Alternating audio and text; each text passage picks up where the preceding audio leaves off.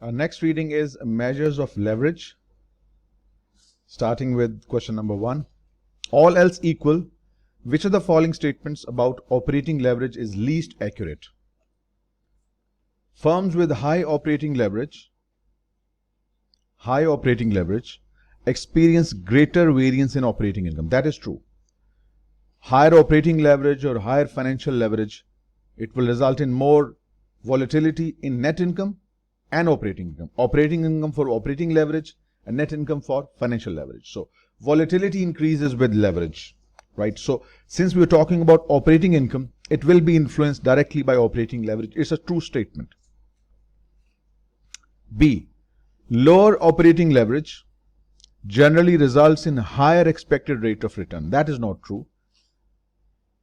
Basically, a higher operating leverage, a firm that has higher proportion of fixed cost than the variable cost, it will have higher operating leverage, it will have more earning potential, hence there will be higher expected returns, not lower. So if you just change this with lower to higher, the statement will be correct. Since we need to find out the one that is least accurate, this is a false statement.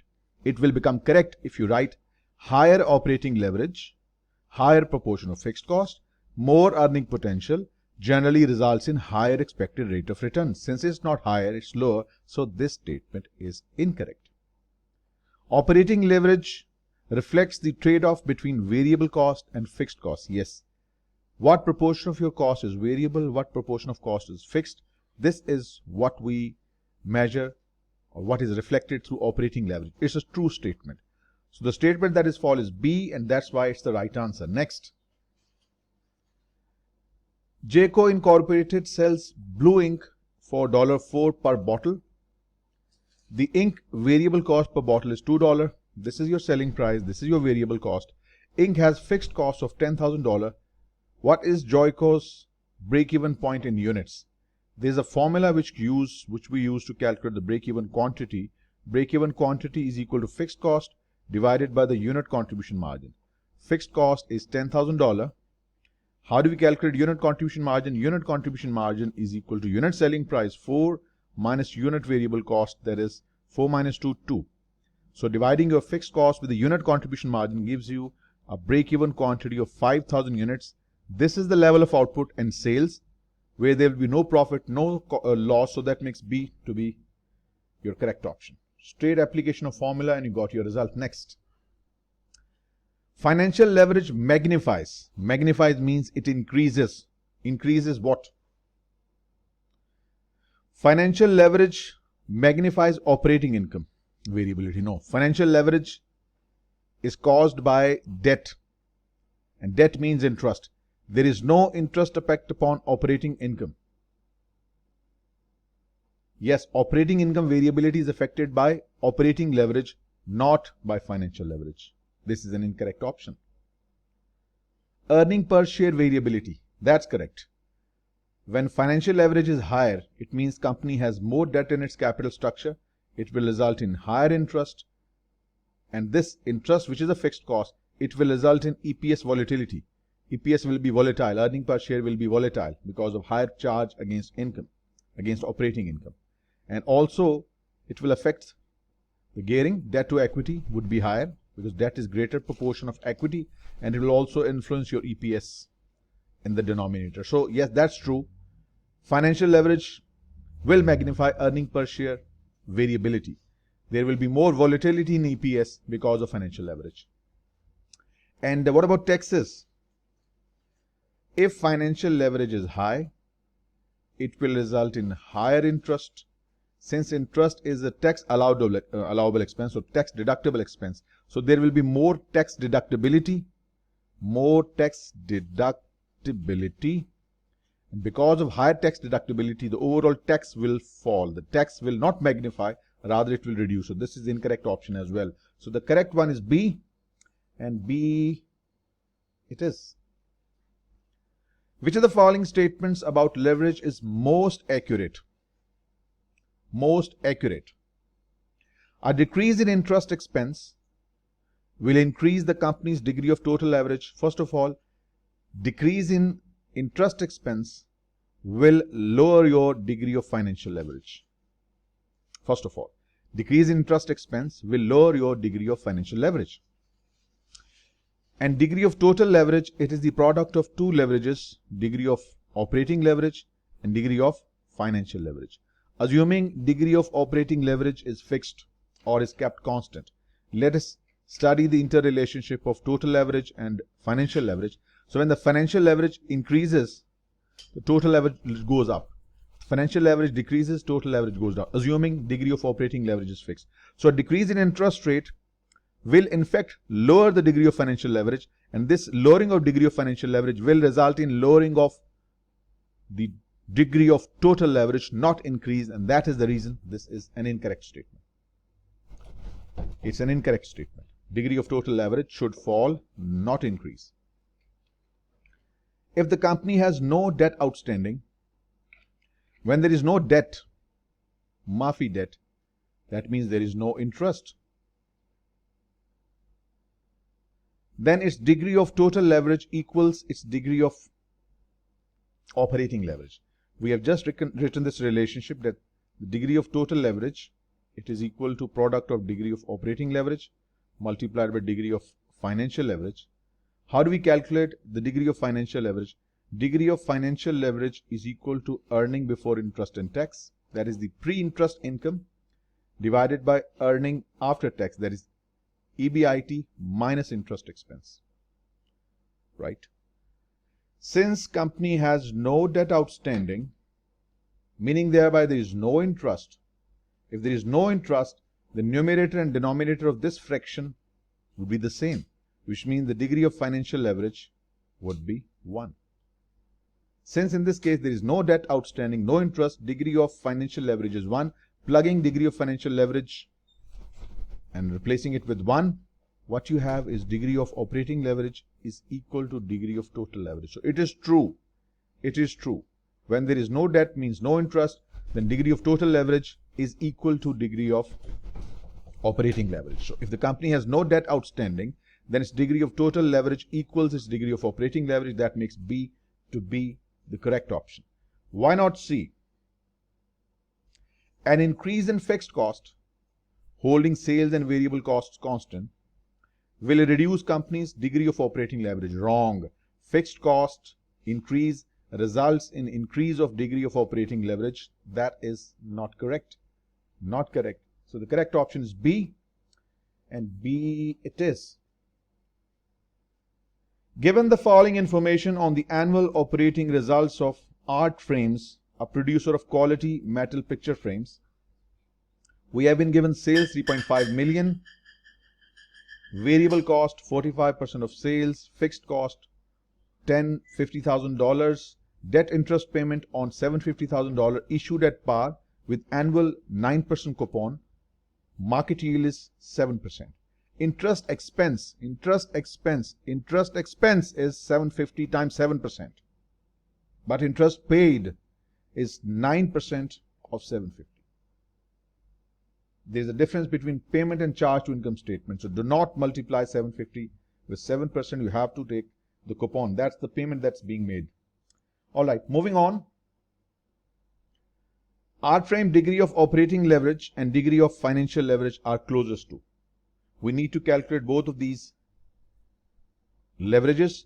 First of all, let me first write down the formula. Degree of operating leverage versus degree of financial leverage. Degree of operating leverage is pre-fixed cost income. Pre-fixed cost income divided by post-fixed cost income. What does it mean? The income before fixed cost upon income after fixed cost. You can use the same analogy to the next formula. Degree of financial leverage is pre-interest income. Pre means before, post means baden, later on. Pre-interest income upon post-interest income. This is just the verbosity to give you the idea what it's all about. Let me write the formula just below these arrangements. Post-interest income. So pre-fixed cost income is simply sales minus variable cost. Maafi fixed cost. Sales minus variable cost is called pre-fixed cost income. It's also called contribution. Sales minus variable cost is also called contribution or pre-fixed cost income. divided by post fixed cost income. It's sales minus variable cost minus fixed cost. So sales minus variable cost is contribution. Sales minus variable cost minus fixed cost is your operating profit. All right. What about degree of financial leverage? Pre-interest income is called earning before interest and tax. And what is the post-interest income? That is earning before interest and tax minus interest expense. Or you can simply write EBT, earning before tax, but earning after interest. You just have to plug in the numbers and you'll get your results. Here we go. Sales 3.5 million. Variable cost to be deducted, and that's 45% of sales. Sale is 3.5 million times 45%. That's 1.575 divided by, same numbers will repeat, sales minus variable cost. But now you need to deduct the fixed cost also, which is 1,050,000. So what will be my final result? 3.5 million. That's 1.575 million divided by 1925 less 1,050,000. It gives me 2.2. That's your B or C. Let us calculate the degree of financial leverage. For degree of financial leverage, we need earning before interest and tax. This is your earning before interest and tax. Sales minus variable cost minus fixed cost gives you earning before interest. Let me calculate 3.5 million less 1.575 million less 1,050,000. That gives me 875. That's your earning before interest and tax. And in the denominator, after interest, that is 875 less interest. So 875,000. Deduct the interest amount. That is 9% of 750, 67,500. So calculating the final answer divided by 875 less 67,500 gives me 1.0835. And that perfectly matches with the option B. Degree of operating leverage and degree of financial leverage perfectly match with your option B. Next. Jayco Incorporated sells 10,000 units at a price of 5. That's your selling price. Fixed cost is $8,000. Interest expense is $2,000. Variable cost is $3. Earning before interest and taxes $12,000. What is Jayco's degree of financial leverage and total leverage? Degree of total leverage. We have just learned the degree of financial leverage multiplied by degree of operating leverage is equal to degree of total leverage. How do we calculate degree of financial leverage? Pre-interest income, earning before interest and tax, this one, upon post-interest income, that is earning after interest, 12,000 less 2,000. 12,000 is the EBIT less interest 2,000. This will give you degree of financial leverage. Multiply this with degree of operating leverage. How do we calculate operating leverage? Pre-fixed cost income. How do we calculate pre-fixed cost income? Selling price is 5, variable cost is 3. 5 less 3 gives you contribution of 2. 2 times 10,000 is contribution. Contribution is also called pre-fixed cost income. So 10,000 multiplied by 2, that's your contribution or pre-fixed cost income, divided by the post-fixed cost income. What would be the post-fixed cost income? Of course, you need to deduct 10 times 2, 20,000. That's your contribution. And from contribution, you need to deduct your fixed cost, and that's given here $8,000. So what you have as degree of financial leverage, 12,000 upon 10,000. And degree of operating leverage, 20,000 upon 12,000. And this gives you the degree of total leverage. So calculating these individual results first, this is 1.2, which means A. And what about this then? 20,000 divided by 12,000 gives you 1.6667. Multiply this number with 1.2 gives you 2, exact 2. And this is your degree of total leverage. So that makes A to B the correct option. Which of the following factors is least, mind the word, the question twister, least. Which of the following factor is least likely to affect the business risk? What is business risk, by the way? You need to know. Business risk is the risk of incurring a loss, or if not loss, getting lower profits, risk of incurring a loss or being able to generate lower profits. Or put it in the more simpler way, business risk is uncertainty in return on assets. Uncertainty of profits, lower profits, losses, variability in return on asset. This is called business risk. So which of these is least likely to affect the business risk? Interest rate variability. Yes, interest rate affects market spending. If interest rate go up, there will be less spending on consumer goods, less buying, less sales. Even your cost of production would be affected. So interest rate affects, but not directly. Interest rate variability, it does affect, but not directly. There is an indirect effect.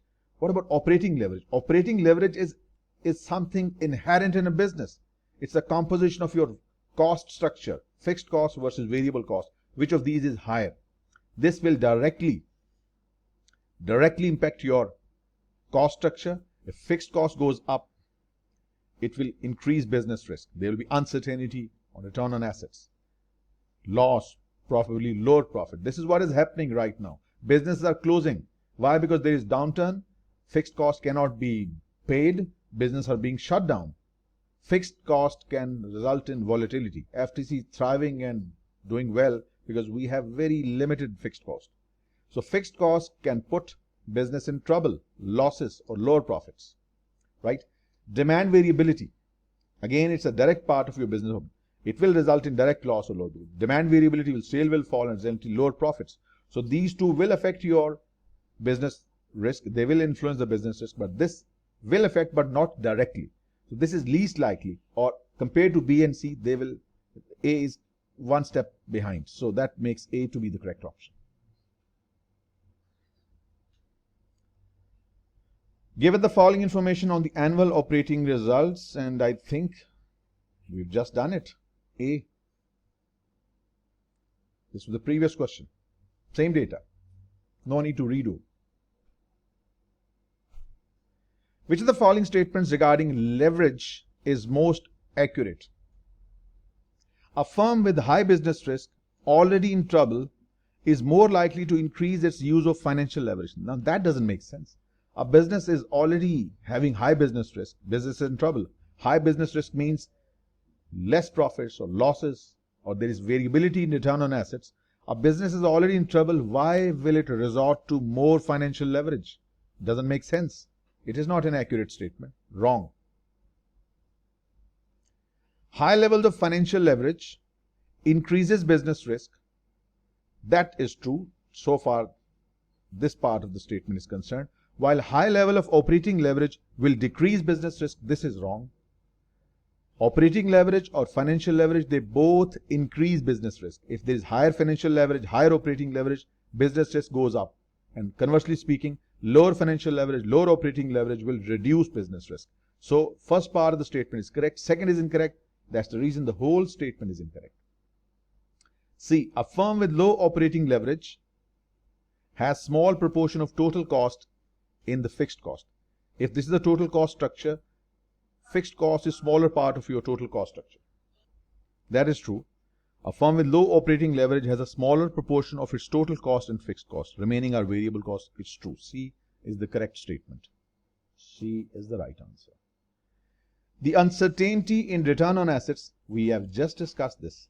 Uncertainty in the return on assets, this is called business risk. Uncertainty in return on assets due to the nature of the firm's operations is known as what? Not financial leverage. It is caused by increase in debt in the business capital structure. It is known as business risk. Business risk means the risk of earning low profit or losses, or variability or uncertainty in return on assets. So factor affecting business risk are demand variability. If the demand falls, your sale will go down, resultantly your profits will fall. Sale price variability because of competitive market. Input price variability, the cost of production goes up, your profitability will be affected. Ability to adjust output prices operating leverage, all these affect your business risk. So that makes C to be the correct option. A firm expects to produce 200,000 units of a flour that can be sold for $3 per bag. The variable cost is $2. The fixed cost is $75,000. Interest expense is this much. The degree of operating leverage and the degree of total leverage is to be calculated. Same thing we have done a little while earlier, but information is given in a little different way. We know degree of operating leverage into degree of financial leverage is equal to degree of total leverage. So we need to calculate them all. So degree of operating leverage, that is contribution divided by the operating income, or you can simply write it $3 is your selling price, $2 is your variable cost. So the unit contribution margin is $1. Multiply this $1 with the total number of units. This is your total contribution. Contribution divided by contribution minus fixed cost, that is $75,000. So this is your pre-fixed cost income upon post-fixed cost income. So that will be, let me calculate the result. It is $200,000 divided by 125 gives you 1.6. So either B or C. Let us calculate the degree of financial leverage. Degree of financial leverage is equal to operating profit, that is 200,000 less 75, that's 125,000. Divided by, this is your pre-interest income divided by post-interest income. That is earning before interest and tax divided by earning before tax but after interest. So what is the interest charge? 25,000. So 125 less 25 is $100,000. So your financial leverage, degree of financial leverage is 1.25. We need degree of total leverage, which will be obtained by multiplying 1.6 with 1.25 gives you $2. So this makes a perfect combination. C is the correct option. And C, as you can see, is the right answer. Question number 12. Hughes Continental is assessing its business risk. Which of the following factors would be least likely considered in this analysis? Business risk. Business risk is the volatility in your return on assets, lower profits or losses. We just discussed. Input price variability, yes. Input price variability, sales price variability, ability to adjust output prices, operating leverage. These are all demand variability. These are all the factors that affect your business risk. That is true. Unit sales level, yes. Debt to equity ratio, that's the measure of financial leverage. And this is least likely to affect the business risk directly. So that's the right answer. The two major types of risk affecting a firm: financial risk, cash flow risk. Cash flow risk is the risk having less cash flows or negative cash flows. But that's not the major type of risk. The major are the business risk and the financial risk. B.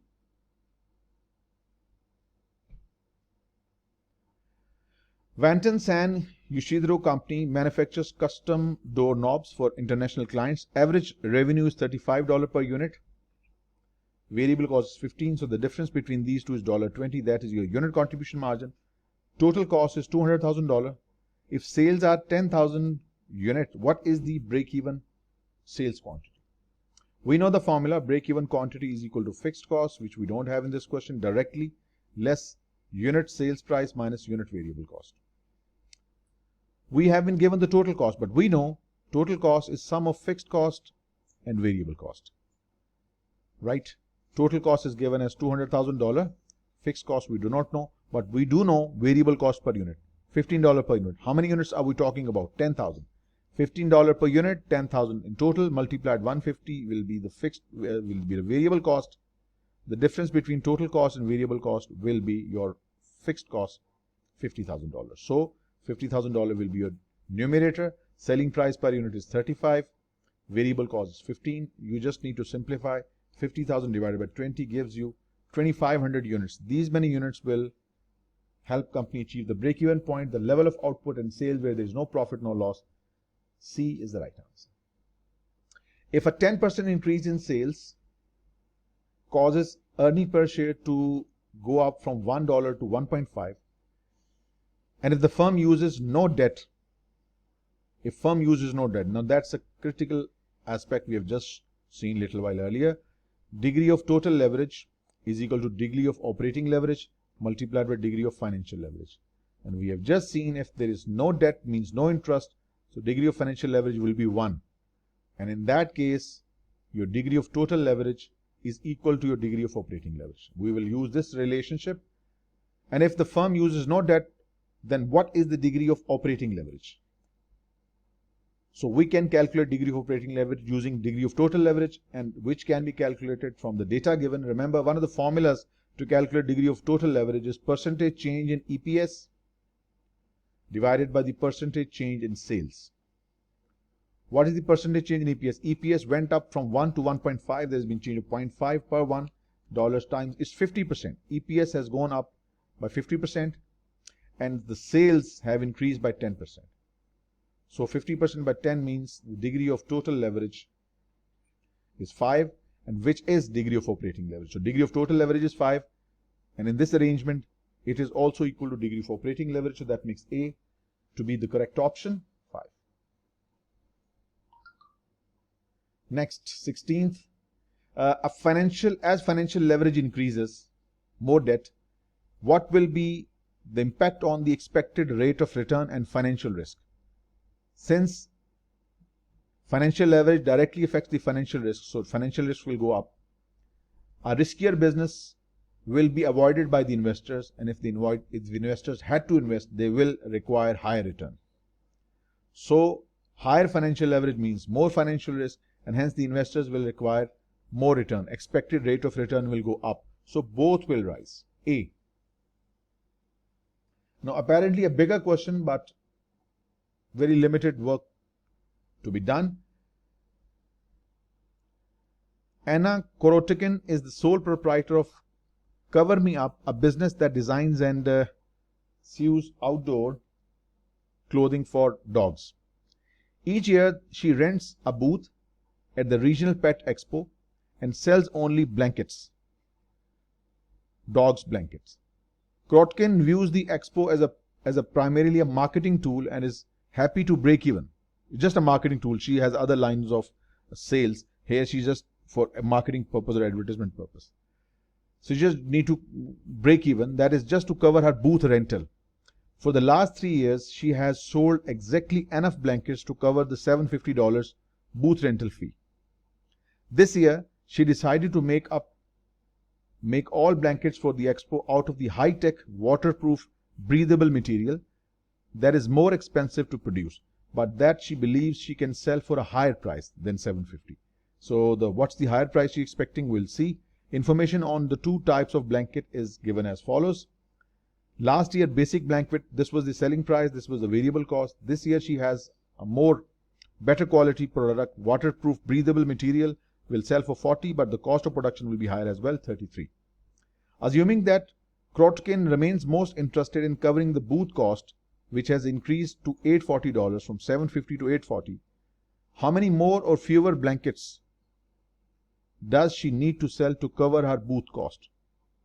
How many more or less does she need to sell? We know break-even point is equal to fixed cost in the first case for this one, $750 divided by the contribution per unit 25 minus 20, that is 5. In this case, fixed cost is $840, $840 divided by unit contribution margin, that is selling price minus variable cost, 40 minus 33. So $750 divided by 5 gives you $150. This is what you sold last year, and $840 divided by 40 less 33. Of course, 7, that's $120. So this year you will have to sell less blankets, 30 blankets less than last year in order to break even. 30 fewer blankets, 30 less blankets than the last year. That makes B to be our right option. Which of the following sources of financing is least likely to increase a firm's financial risk? Least likely. Operating leases involve interest element. Whenever there is interest and it increases, it will increase your financial leverage. Fixed rate debt, that is interest.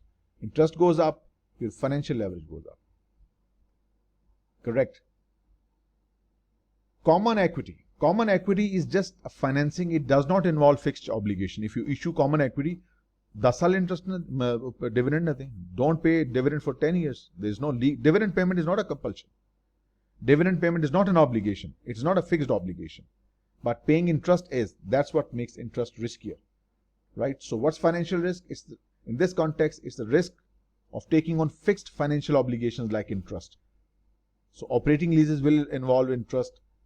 Fixed rate debt will involve interest. So they will increase financial leverage, but not common equity. That makes C to be our right answer.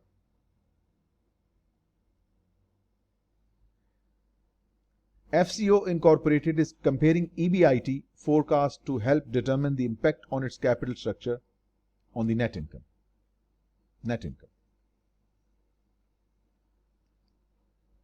We need to calculate degree of financial leverage. So far, we have used the formula degree of financial leverage is equal to earning before interest and tax upon earning after interest but before tax. That's called EBT. But since whenever you have given 2 years numbers for comparative purposes, we use a percentage format, and that one will be degree of financial leverage is equal to percentage change in earning before tax divided by percentage change in earning before interest and tax. They are inverted. This is what I'm using just for the sake of computation, just for the sake of knowledge. Since we need to incorporate the net income, what he has used, and he has done it correctly, this is the general formula we use for the financial leverage. We will calculate the result. The result would somewhat be similar. Degree of financial leverage, where you have to incorporate the net income. For that, the formula that you need to use is the percentage change in net income instead of earning before tax upon the percentage change in earning before interest and tax. Right? This is what your book recommends, your software writer recommends, this is what I recommend. But since it is explicitly requiring you to see the impact on net income, so you have to factor in the net income. So for this particular question, go by this. Use this one. Let us solve using both approaches. Percentage change in EBT. EBT has jumped from 65 to 73. What is the percentage change? 73 less 65 divided by 65. That is 12.31%. 12.31%. That is the increase in EBT. What about the increase in earning before interest and tax? That is 88 less 88,000. It is what percent of 80,000? 10%. So the result is it's 0. Or if it's 12.31, 1.231. Now let's say what he has done using his approach. Change in net income 43,800 minus 39,000. Change is 4,800. This is what percentage of 39,000? It is again the same number, 12.307%. And percentage in EBIT is the same at 10%. So the result is the same, exactly the same, 1.231. But this is the normally used arrangement for calculating degree of financial leverage. But in this question, since we were specifically required to assess the impact on net income, so that's why we took percentage change in net income upon percentage change in EBIT. So the result is closest to 1.25, and that's your result. See, he has used a different approach, but that's the result. Almost. Next. The company use of financial leverage will do what? Use of financial leverage. It increases default risk. Yes. And it decreases potential return on equity. Use of financial leverage brings a company in a position to earn more money, and it will result in more return on equity. So increase in default risk is there, but it will result in more potential return on equity. This part is wrong. Financial leverage can generate more profits. Increase default risk, yes, but also increase in potential return on equity. EPS goes up normally. This is the one reason that makes option A to be incorrect. Decrease default risk, wrong. Increase default risk. And increase potential return on equity, incorrect. C is the right option. Increase default risk and also increases the company's potential to generate more net income. Hence, potential return on equity would also go up. So that makes C to be the correct option. Next, Stromberg Corporation sales are 75 million. Fixed costs including research and development are 40 million, while variable cost amounting to 30% of sales. Right? Stromberg plans an expansion which will generate additional fixed costs of 15 million in addition to this 40 million. Decrease variable cost to 25% of sales. First it was 30% of sales, but now it will be 25% of sales, and permit sales to increase from 75 million to 100 million. Interesting. Sale is going up from 75 to 100 million. Fixed cost goes up from 40 to 40 plus 15, that is 55 million. And our variable cost is falling from 30% of sales to 25% of sales. What exactly we are required to do? What is Stromberg's degree of operating leverage at the new projected sales level? Degree of operating leverage is equal to prefixed cost income, that is sales minus variable cost, upon sales minus variable cost minus fixed cost. Simple. What is the new expected sales? 100 million. What is new variable cost? 25% of sales, 25% of 100 million, that will be 25 million. What will be sales minus variable cost minus fixed cost? Same number, 100 less 25, but fixed cost this time will be 40 plus 15, 55. Now solve this all. 75 divided by 100 less 25 less 55 gives you 3.75. This is your degree of operating leverage, and that's C. All else equal, a firm's business risk is higher when variable costs are highest proportion of its expense. No. Fixed costs have to be highest proportion of its expense in order to make the business riskier. Wrong.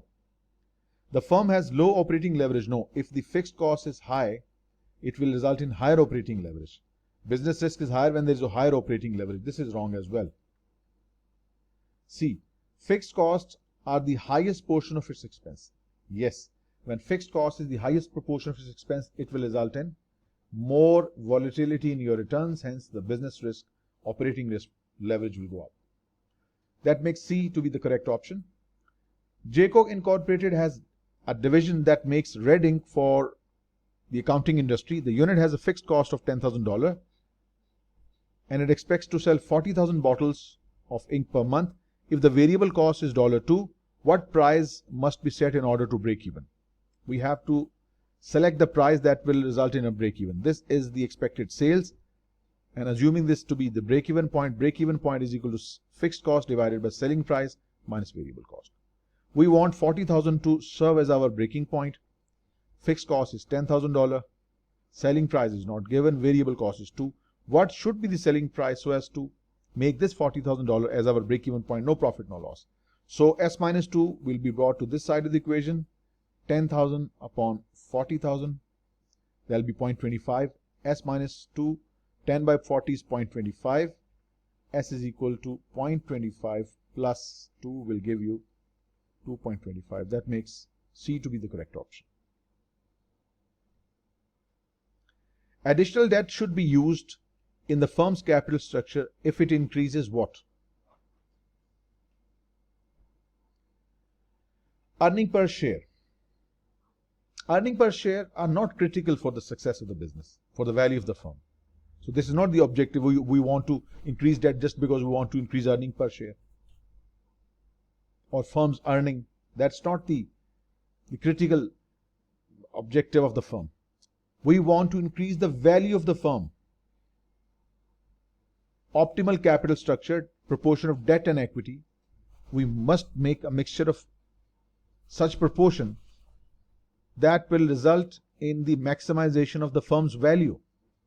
That's the objective, right? So the point to remember, earning per share and firm's earning is good measure, but just to change the debt structure for increasing firm's earning is a short-sightedness. We want to increase the value of the firm, shareholders' wealth maximization, right? So for this, that's the right option. C, value of the firm is to be increased. That's the critical objective for the firm, for shareholders' wealth. C is the right answer. Next. Which of the following statement regarding the impact of financial leverage on the company's net income and the return on equity is most accurate? Use of financial leverage increases volatility. Correct.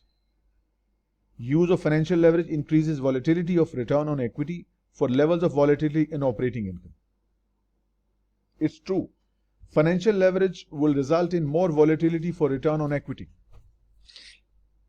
For a particular level, let's say keeping a level of volatility of operating income same, increase in financial leverage will increase the return on equity, or change the volatility of return on equity will change because of financial leverage. It's a right statement. Why not B? If a firm has positive operating profit margin, using financial leverage will always increase ROE. No, not necessary. It's not a guarantee. Increase of financial leverage will increase volatility in ROE, but it is not a guarantee that it will always increase. This is what makes this statement wrong. Increasing financial leverage increases both risk and potential return for existing bondholders. Yes, returns go up, but for bondholders, this is not right. Bondholders, they get paid a fixed amount of interest. So there is no potential return increase for bondholders. Just because of bondholders, this statement is wrong. Right? So that's why A was the correct statement. Next, the combination of operating risk and sales risk is known as. First of all, what is operating risk? Operating risk, we have discussed, uncertainty about operating earnings, uncertainty about profitability caused by fixed operating cost, right? This is called the operating risk. Then what is sale risk? The name itself suggests sale risk is the riskiness of sale, the variability in sales, uncertainty about the firm's sale, right? So both of these combined gives you business risk, right? We have two products. Steven Bakery produces snack cakes and bread. Listed below are operating costs for the snack cakes and division and the bread division. Price per package is given. Variable cost is given. Fixed cost is given. Fixed financing cost is given.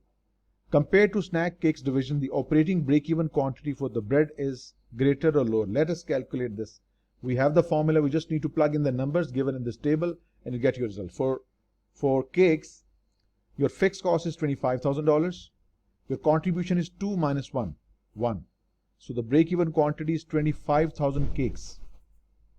Bread, the fixed cost is $30,000. 30,000, the unit contribution margin is 2.5 minus 1.3. So $30,000 divided by 2.5 minus 1.3 gives you 1.2. So dividing 30,000 with 1.2 gets you exact same number, 25,000 breads. So it means to break even, in both cases, you have to sell 25,000 cakes and 25,000 breads. So it means the break-even quantity for both these items is the same. That makes B to be our correct option. During the period of expansion in the economy, compared to firms with a lower operating leverage, earnings growth for the firm with the high operating leverage will be. Forget about the expansion in the economy. Look at the circumstances around you. Economies around the world are going down. Those businesses that had higher operating leverages, higher financial leverages, they are in trouble.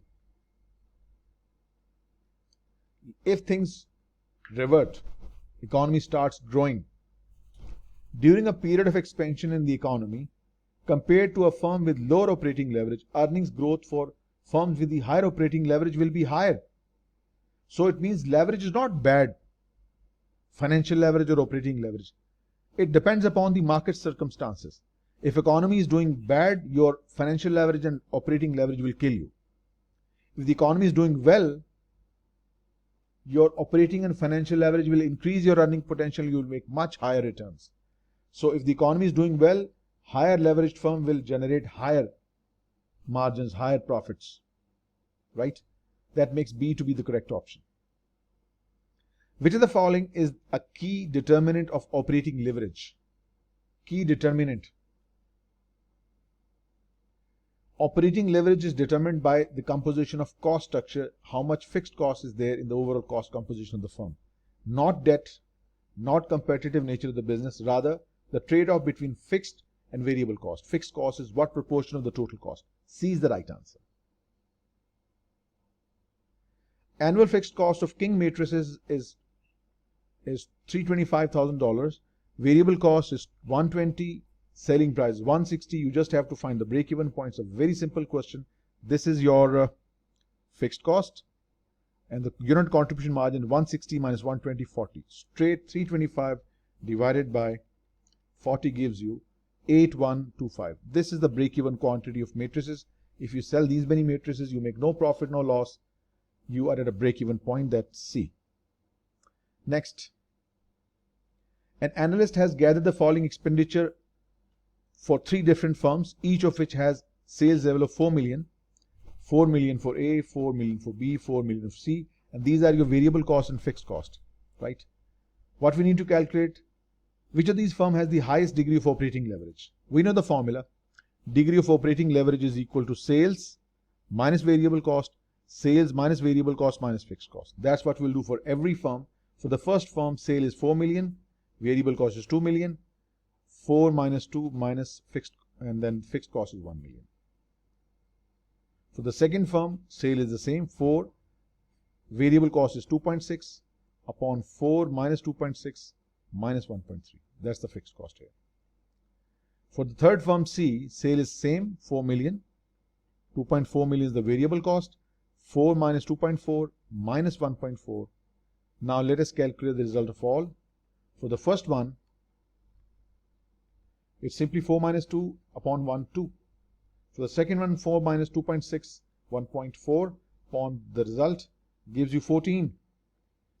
And the last one, 4 minus 2.4 upon 4 minus 2.4 minus 1.4, 8. So the one with the highest degree of operating leverage is the firm B. C is the right answer. Right? Moving on. Which of the following best describes a firm with low operating leverage? Firm with the low operating leverage. A large change in sales result in small change in net income. We're talking about low operating leverage.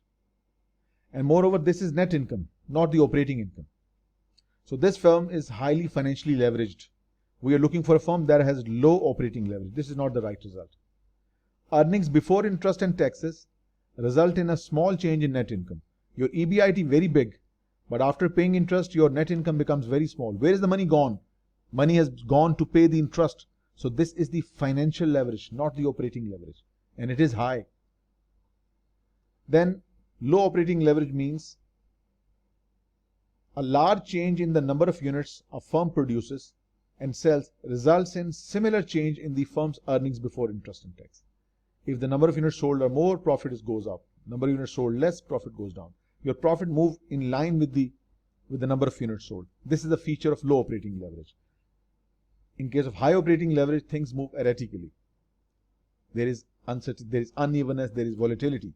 C is the right result.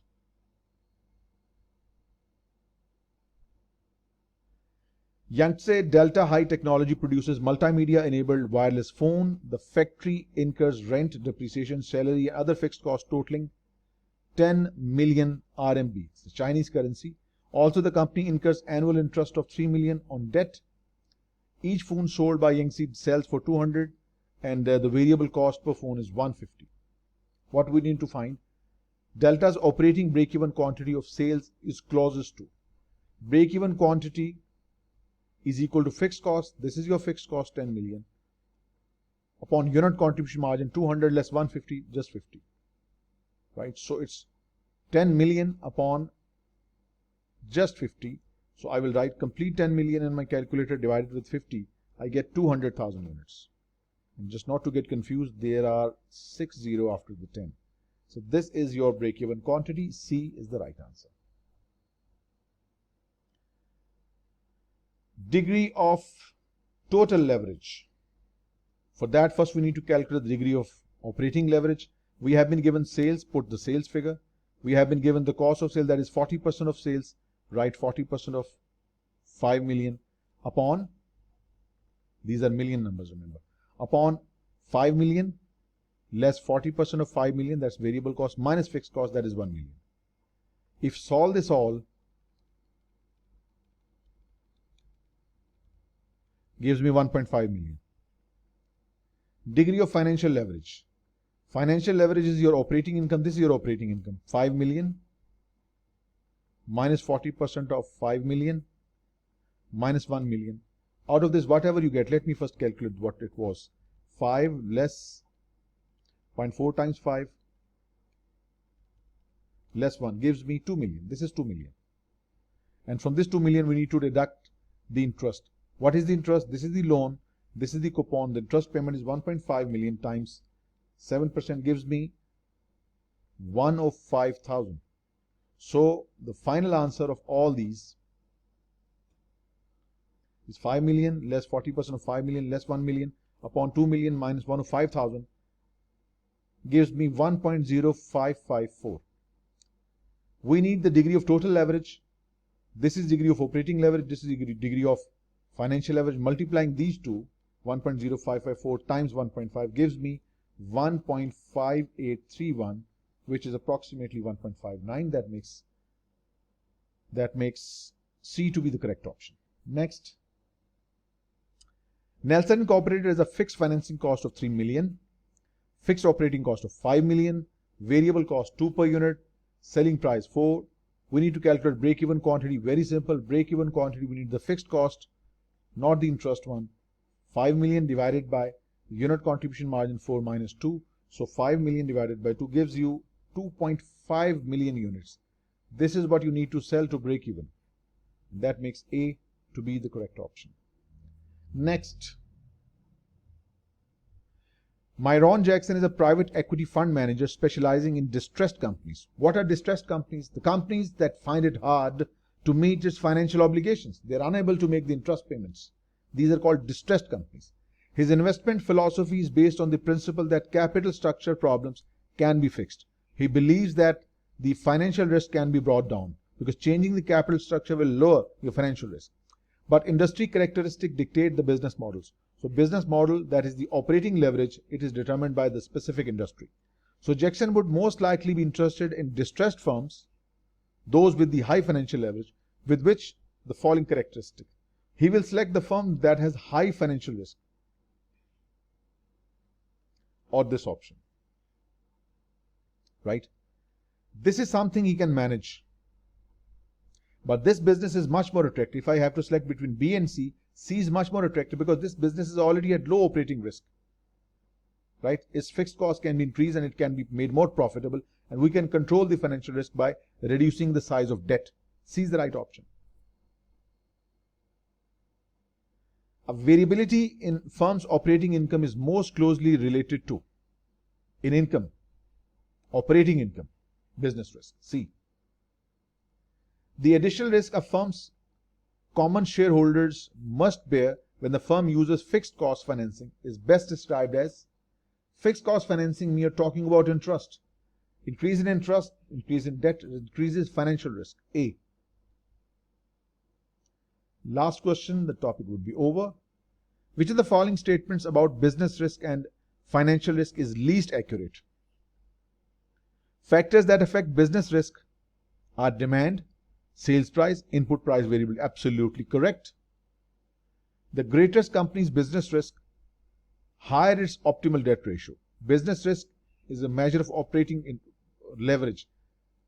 Debt ratio is a measure of financial risk. This is a false combination. They are not always moving in the same direction. It's a false one. Business risk is the riskiness of company's assets if it is used no debts. If there is no debt, then business risk is influenced by the business operating leverage of fixed costs. That's also correct. So the incorrect option is the one that is B.